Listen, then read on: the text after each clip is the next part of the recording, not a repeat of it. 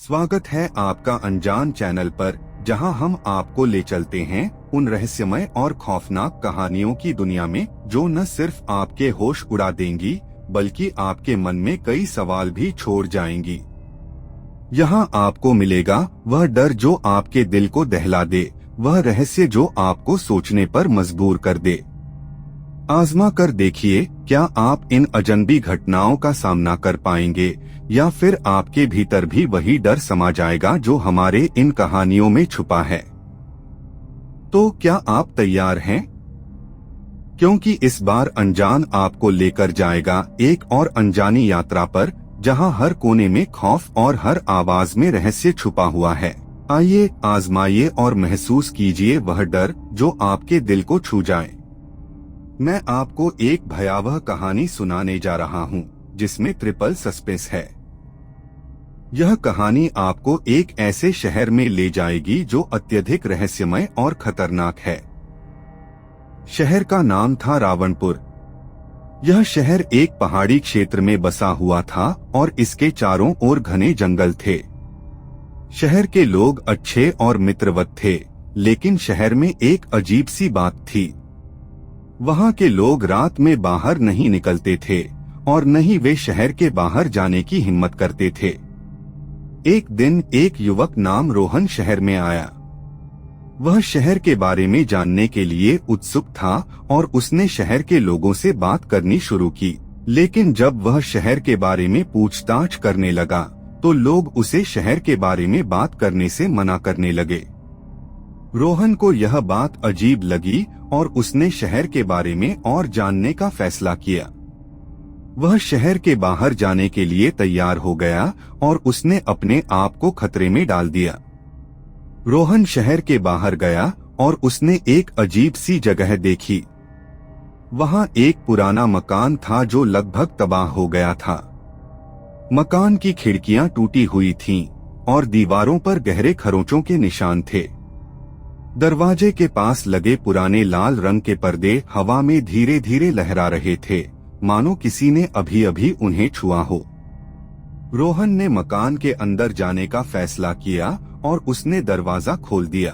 दरवाजे की चरमराहट ने एक सिहरन पैदा की। अंदर घुसते ही एक सड़ेगले की गंध ने उसका स्वागत किया। कमरे में फैला धूल और मकड़ी के जाले इस जगह की वीरानगी को दर्शा रहे थे। कोनों में अजीब सी आकृतियां नजर आ रही थीं, मानो कोई वहां छिपकर उसे देख रहा हो। अंदर उसने एक अजीब सी बात देखी। वहां एक कमरा था जिसमें एक बड़ा सा बिस्तर था। बिस्तर पर एक औरत बैठी थी जो अपने चेहरे को छुपा रही थी। उसकी पतली कापती उंगलियां सफेद चादर के कोनों को जकड़े हुए थीं। उसका सिर झुका हुआ था और उसके बाल उलझे हुए और धूल से सने थे।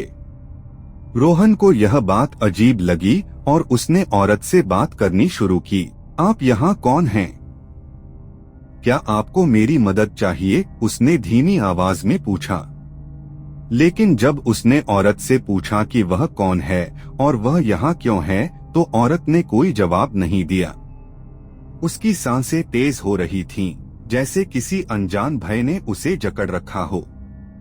रोहन को यह बात और अजीब लगी और उसने औरत के चेहरे को देखने का फैसला किया। जैसे ही उसने औरत के चेहरे को देखा, उसने एक अजीब सी बात देखी। औरत का चेहरा लगभग तबाह हो गया था और उसकी आंखें लाल थीं। उसकी त्वचा जगह से झुलसी हुई थी और ऐसा लग रहा था जैसे किसी ने उसे जलाने की कोशिश की हो। उसकी आंखें जैसे उसे घूर रही थीं, उसकी आत्मा को भेद रही थीं। रोहन को यह बात बहुत अजीब लगी और उसने वहां से भागने का फैसला किया। वह तेजी से बाहर निकला, लेकिन जैसे ही उसने दरवाजा खोला, उसे लगा कि कोई अदृश्य शक्ति उसे पीछे खींच रही है। दीवारों पर उभरते अजीब चेहरे, फर्श पर खून के धब्बे और हवा में गूंजती अस्पष्ट आवाजें उसे रोकने की कोशिश कर रही थीं। भागते भागते रोहन ने देखा कि मकान के बाहर अंधेरा घिर चुका था और आसमान में काले बादल छाए हुए थे। ठंडी हवा के झोंकों के साथ फुसफुसाहटें उसकी सुनने की क्षमता को भेद रही थीं।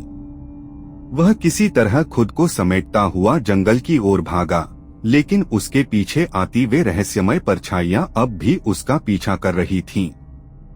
रोहन वहां से भाग गया और उसने शहर में वापस आने का फैसला किया। लेकिन जब उसने शहर में वापस आया तो उसने एक अजीब सी बात देखी। शहर के लोग उसके पीछे आ रहे थे और वे उसे पकड़ने की कोशिश कर रहे थे। रोहन को यह बात अजीब लगी और उसने शहर के लोगों से बात करनी शुरू की। लेकिन जब उसने उनसे पूछा कि वे उसे क्यों पकड़ना चाहते हैं, तो उन्होंने कोई जवाब नहीं दिया। उसकी सांसें तेज हो रही थीं और वह बेतहाशा भाग रहा था। हर गली और मोड़ पर उसे लगता कि लोग उसकी तरफ बढ़ रहे हैं। उनकी आंखों में एक अजीब सा क्रोध और भय था। जैसे ही उसने एक संकरी गली में प्रवेश किया, वहां की दीवारों पर खून से बने निशान थे। ये सब क्या है? रोहन के दिमाग में सवाल उमड़ रहे थे। आगे बढ़ते हुए उसने एक बूढ़ी औरत को देखा जो धीरे धीरे उसकी तरफ देख रही थी। उसकी आंखें खाली थीं, जैसे उसकी आत्मा कहीं खो गई हो। तुम भाग नहीं सकते, वह औरत फुसफुसाई। रोहन ने घबराकर मुंह फेर लिया और दौड़ता चला गया। शहर के लोग अब उसकी तरफ बढ़ रहे थे। उनके चेहरे विकृत हो रहे थे। कुछ पलों में वे इंसानों से ज्यादा किसी भयानक जीव की तरह लगने लगे। एक पुराने गिरजे के पास पहुंचकर रोहन ने दरवाजा खोला और अंदर घुस गया। वहां घना अंधकार था और केवल मोमबत्तियों की मध्यम रोशनी से जगह जगह पर छायाएं नाच रही थीं। लेकिन जैसे ही उसने पीछे मुड़कर देखा, दरवाजा अपने आप बंद हो गया। दीवारों पर अनगिनत चित्र बने थे, जिनमें वही लाल आंखों वाली औरत दिखाई दे रही थी। अचानक एक बड़ा दर्पण सामने प्रकट हुआ। दर्पण में रोहन को अपना अक्स दिखा, लेकिन उसकी परछाई में कुछ बदलाव हो रहा था। उसके चेहरे की जगह अब वही विकृत चेहरा दिखाई देने लगा। वह औरत जो उसने उस घर में देखी थी। रोहन ने डर और घबराहट में दर्पण को तोड़ने की कोशिश की, लेकिन जैसे ही दर्पण टूटा, उसकी परछाई सचमुच बाहर आ गई। रोहन को यह बात बहुत अजीब लगी और उसने औरत से बात करनी शुरू की। लेकिन जब उसने औरत से पूछा कि वह कौन है और वह यहाँ क्यों है, तो औरत ने कोई जवाब नहीं दिया। रोहन को यह बात और अजीब लगी और उसने औरत के साथ जाने का फैसला किया। वह औरत के साथ शहर में गया और उसने शहर के लोगों से बात करनी शुरू की। लेकिन जब उसने शहर के लोगों से पूछा कि वे उसे क्यों पकड़ना चाहते हैं, तो उन्होंने कोई जवाब नहीं दिया। रोहन को यह बात बहुत अजीब लगी और उसने शहर के लोगों से बचने का फैसला किया। वह शहर में एक अजीब सी जगह पर गया और उसने वहां छुपने का फैसला किया। लेकिन जब उसने वहां छुपने की कोशिश की, तो उसने एक अजीब सी बात देखी। वहां एक कमरा था जिसमें एक बड़ा सा बिस्तर था। बिस्तर पर एक औरत बैठी थी जो अपने चेहरे को छुपा रही थी। रोहन को यह बात बहुत अजीब लगी और उसने औरत से बात करनी शुरू की।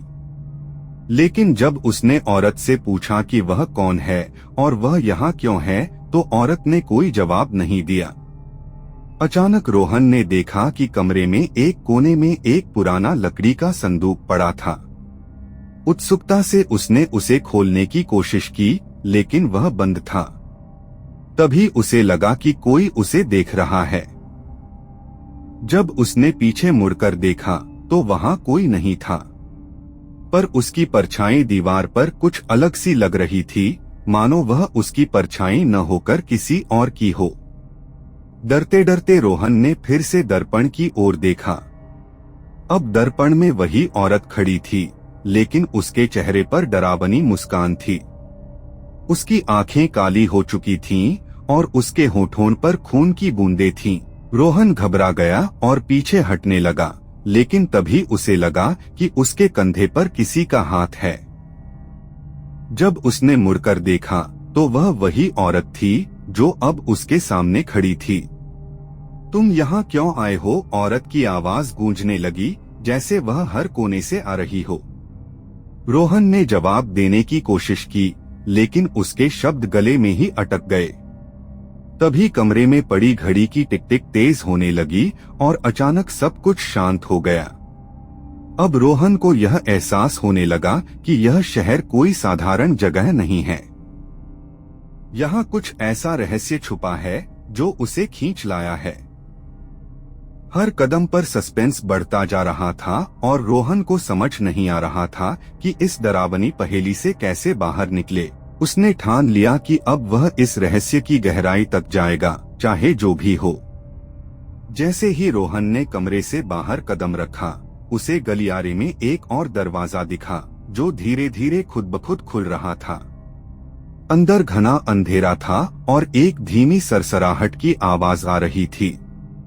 क्या यह भी किसी भूतिया खेल का हिस्सा है? रोहन ने खुद से बुदबुदाया। जैसे ही वह दरवाजे के करीब पहुंचा, एक औरत की परछाई दीवार पर उभरने लगी। यह वही परछाई थी जो उसने पहले देखी थी, लेकिन इस बार परछाई के हाथ में कुछ था, एक पुरानी चाबी। रोहन ने डर को पीछे छोड़ते हुए चाबी उठाई। उसे एहसास हुआ कि यह उसी लकड़ी के संदूक की चाबी हो सकती है। उसने वापस कमरे में जाकर कांपते हाथों से संदूक खोला। संदूक के अंदर एक पुरानी डायरी पड़ी थी। जब उसने उसे खोला तो उसकी आंखें फटी रह गईं। डायरी में जो तस्वीर थी वह बिल्कुल रोहन जैसी थी। नीचे लिखा था, जिसने यह डायरी पाई वह अब इस अभिशप्त शहर का हिस्सा है।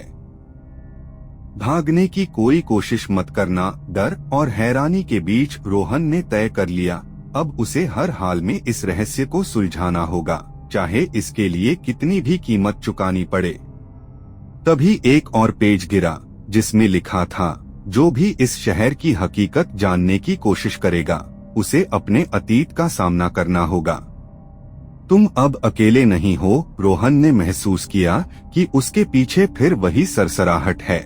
जब उसने मुड़कर देखा तो सामने उसका ही चेहरा था, लेकिन वो मुस्कुरा रहा था, एक खौफनाक मुस्कान के साथ। अब सवाल ये था, असली रोहन कौन है? तभी रोहन को एहसास हुआ कि कमरे की दीवारों पर धीरे धीरे खून से लिखे शब्द उभरने लगे, अतीत को मत भूलो। अचानक दीवार पर एक दरवाजा प्रकट हुआ, जो पहले वहां नहीं था। बिना कुछ सोचे रोहन ने दरवाजा खोला और अंदर कदम रखा। सामने एक विशाल हॉल था, जिसमें चारों ओर टंगे चित्र थे। हर चित्र में रोहन किसी भयानक स्थिति में फंसा हुआ था। तभी एक गूंजती हुई आवाज आई, तुम कब तक भागोगे रोहन? अब रोहन को समझ में आया कि यह शहर उसके दिमाग की गहराइयों में छुपे डर और अपराध बोध का प्रतीक है। लेकिन इस रहस्य से बचने के लिए उसे अपने सबसे बड़े डर का सामना करना होगा। तभी अचानक एक दरवाजा और खुला, जिसके पीछे से एक और आवाज आई, सच को कब तक छुपाओगे? रोहन ने देखा कि वहां उसकी बचपन की तस्वीरें लगी थीं। उसके हाथ कांपने लगे। क्या ये सारी घटनाएं उसके अतीत से जुड़ी थीं? रोहन ने आगे बढ़ने का फैसला किया, इस बार बिना पीछे मुड़े। लेकिन जैसे ही उसने पहला कदम आगे बढ़ाया, उसकी परछाई फिर से दीवार पर उभरने लगी, पर इस बार परछाई अकेली नहीं थी। एक दूसरी परछाई भी थी, जो धीरे धीरे उसकी तरफ बढ़ रही थी। रोहन के गायब होने की खबर पूरे शहर में फैल गई थी। उसकी दोस्त अनामिका, जो एक पत्रकार थी, ने ठान लिया कि वह इस रहस्य की गहराई तक जाएगी। अनामिका ने आखिरी बार रोहन को उस शहर की ओर जाते हुए देखा था, जिसका नाम लोग लेने से भी डरते थे। कहा जाता था कि जो भी उस शहर में गया, वह कभी वापस नहीं लौटा। अनामिका ने अपनी कार निकाली और उसी रास्ते पर चल पड़ी। रास्ते में घना कोहरा था और हवाएं अजीब सी सरसराहट कर रही थीं। हर मोड़ पर उसे ऐसा लग रहा था कि कोई उसे देख रहा है। जैसे ही अनामिका शहर के पास पहुंची, उसकी गाड़ी अचानक बंद हो गई। मजबूरन उसे पैदल ही आगे बढ़ना पड़ा। शहर में घुसते ही उसने वही अजीब सा सन्नाटा महसूस किया जो रोहन ने किया था। हर गली में अधूरी दीवारें और टूटे फूटे घर थे। अचानक उसे एक दरवाजा दिखा जो धीमे धीमे खुल रहा था। अंदर घना अंधेरा था, पर फिर भी उसने हिम्मत करके अंदर कदम रखा। कमरे की दीवारों पर खून से लिखे कुछ शब्द थे, तलाश जारी रखो, पर सच को सहने की ताकत होनी चाहिए। अनामिका का दिल जोर जोर से धड़कने लगा। तभी उसकी नजर एक पुराने संदूक पर पड़ी। वह कांपते हाथों से उसे खोलने लगी। संदूक के अंदर एक तस्वीर थी, रोहन की। उसके चेहरे पर डर और बेबसी झलक रही थी। क्या रोहन अब भी इस शहर में है? अनामिका ने खुद से सवाल किया। तभी अचानक दरवाजे के पीछे से एक धीमी सी आवाज आई, तुम भी उसी जाल में फंस चुकी हो। अनामिका ने मुड़कर देखा, पर वहां कोई नहीं था। अब उसके सामने एक ही रास्ता था, इस रहस्य को सुलझाना, चाहे जो भी हो। अनामिका ने संदूक में रखी तस्वीर को उलट पलट कर देखा। तस्वीर के पीछे कुछ अजीब से निशान थे, मानो किसी ने जानबूझकर उन्हें छिपाने की कोशिश की हो। एक कोने में धुंधला सा नाम लिखा था, विराज। विराज कौन है? अनामिका ने सोचा। कमरे से बाहर निकलते ही उसे गलियारे के अंत में एक छाया सी दिखी, पर जैसे ही उसने पास जाकर देखा, छाया गायब हो गई। उसके सवाल और भी बढ़ चुके थे। उसने ठान लिया कि वह इस शहर के रहस्यों को उजागर करके ही दम लेगी। उसने सुना था कि पुराने चर्च के पास एक रहस्यमय कब्रिस्तान है, जहां कई अनसुलझे राज दफन हैं। अनामिका वहां पहुंची और टूटी फूटी कब्रों के बीच एक नाम देखा, विराज सिंघानिया। कब्र पर लगे पत्थर पर एक तारीख थी, जो उसी दिन की थी जब शहर में वह भयावह हादसा हुआ था। क्या विराज की आत्मा अब भी भटक रही है? अनामिका ने खुद से सवाल किया। तभी एक ठंडी हवा का झोंका आया और कब्र पर लगी मिट्टी खुद ब खुद सरकने लगी। डर के बावजूद अनामिका ने देखा कि वहां एक छोटी सी लकड़ी की पेटी दबी हुई थी। पेटी को खोलते ही उसे एक पुराना लॉकेट मिला, जिसमें रोहन और विराज की तस्वीरें थीं। दोनों साथ खड़े मुस्कुरा रहे थे। यह देखकर अनामिका सन्न रह गई। रोहन और विराज एक दूसरे को जानते थे। जैसे जैसे वह गहराई से पड़ताल करती गई, उसे पता चला कि विराज और रोहन कभी घनिष्ठ मित्र थे, लेकिन एक रहस्यमय घटना ने उनकी दोस्ती को तोड़ दिया। विराज की मौत भी उसी हादसे में हुई थी, लेकिन उसकी आत्मा अब भी अधूरी चाहत लिए भटक रही थी। उसे कब्रिस्तान के पास एक पुरानी डायरी भी मिली, जिसमें विराज ने अपने आखिरी दिनों की बातें लिखी थीं। पन्नों पर सिर्फ एक ही बात बार बार लिखी थी, सच को उजागर करो। अनामिका का मन बेचैन हो उठा। अचानक एक सरसराहट हुई और उसके पीछे एक परछाई सी झलकी। अनामिका ने पलटकर देखा, पर वहां कुछ नहीं था। अब वह जान चुकी थी कि विराज की आत्मा उसे कुछ बताना चाहती है। क्या वह विराज की कहानी को जानकर रोहन को बचा पाएगी, या फिर वह भी इस भूतिया रहस्य का हिस्सा बन जाएगी? आगे की कहानी में अनामिका को विराज के अतीत के और भी खतरनाक राज पता चलेंगे, जो उसके दिल की धड़कनें और तेज कर देंगे। अनामिका को एक पुराना पुस्तकालय मिला, जहां उसे शहर के इतिहास पर कुछ किताबें मिली। उसने एक किताब में पढ़ा कि 20 साल पहले इस शहर में एक भयानक हादसा हुआ था। एक पुराना हवेली नुमा घर जलकर राख हो गया था, जिसमें कई लोगों की मौत हो गई थी। उस घटना को विराज हादसा कहा गया था, लेकिन इस हादसे की परछाइयां अब भी शहर में मौजूद थीं। जैसे जैसे अनामिका किताब के पन्ने पलटती गई, उसे कई छिपे हुए तथ्य सामने दिखे। हादसे के वक्त कई लोग उस हवेली में मौजूद थे, पर उनकी लाशें कभी नहीं मिली। स्थानीय लोगों का मानना था कि वे सभी उस हादसे के बाद भी कभी कभी दिखाई देते हैं, परछाइयों की तरह। अचानक किताब के पन्नों के बीच से एक पुरानी फोटो बाहर गिरी। उसमें विराज के साथ 2 अन्य लोग खड़े थे, एक आदमी और एक औरत। उनके चेहरे धुंधले थे, लेकिन विराज की मुस्कान साफ दिखाई दे रही थी। फोटो के पीछे लिखा था, हमेशा साथ, रोहन, विराज और अंजलि। रोहन अनामिका हैरान रह गई। क्या रोहन और विराज सिर्फ दोस्त थे या कुछ और? उसने शहर के पुराने रिकॉर्ड खंगाले। उसे पता चला कि विराज की बहन अंजलि भी उसी हादसे में लापता हो गई थी। कई लोगों ने दावा किया था कि अंजलि की आत्मा हवेली में अब भी भटकती है। कुछ ने तो उसे खिड़कियों के पीछे से झांकते भी देखा था। अनामिका ने तय किया कि वह उस जली हुई हवेली तक जाएगी। जैसे ही वह वहां पहुंची, हवेली के खंडहरों में एक अजीब सन्नाटा पसरा था। अंदर दाखिल होते ही उसे ऐसा लगा जैसे किसी की नजरें उस पर टिकी हुई थीं। एक कमरे में उसे जले हुए फर्नीचर और टूटे हुए शीशे मिले। दीवार पर किसी ने खून से कुछ लिखा था। विराज निर्दोष था। कौन है यहाँ? अनामिका ने डरते हुए पूछा। तभी अचानक हवा में एक ठंडी सरसराहट हुई और दरवाजा अपने आप बंद हो गया। कमरे में अंधेरा छा गया, पर एक कोने में हल्की लाल रोशनी चमकने लगी। वहां एक पुराना लकड़ी का संदूक रखा था। अनामिका ने कांपते हाथों से संदूक खोला। उसमें एक टूटी हुई घड़ी, एक पुराना लॉकेट और कुछ पत्र थे। पत्रों में विराज ने अपनी बेगुनाही साबित करने की कोशिश की थी। वह लिखता है, मैंने कुछ नहीं किया। वे मुझे दोषी ठहरा रहे हैं, पर सच्चाई कुछ और है।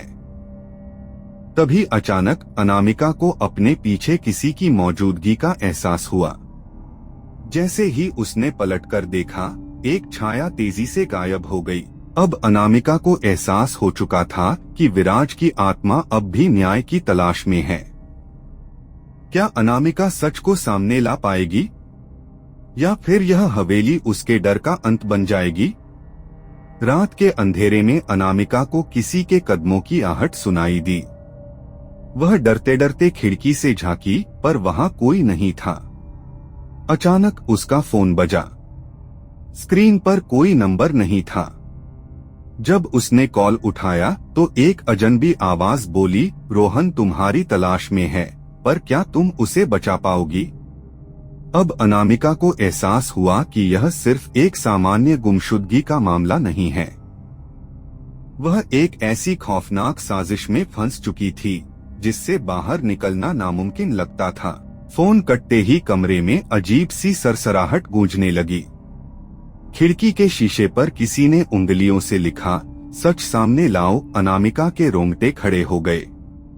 उसने तय किया कि वह विराज के पुराने घर जाएगी। वहां पहुंचते ही उसे जले हुए फर्नीचर और राख में दबे कुछ कागज मिले। एक कागज पर लिखा था, अंजलि जानती थी, लेकिन अंजलि अब कहाँ थी?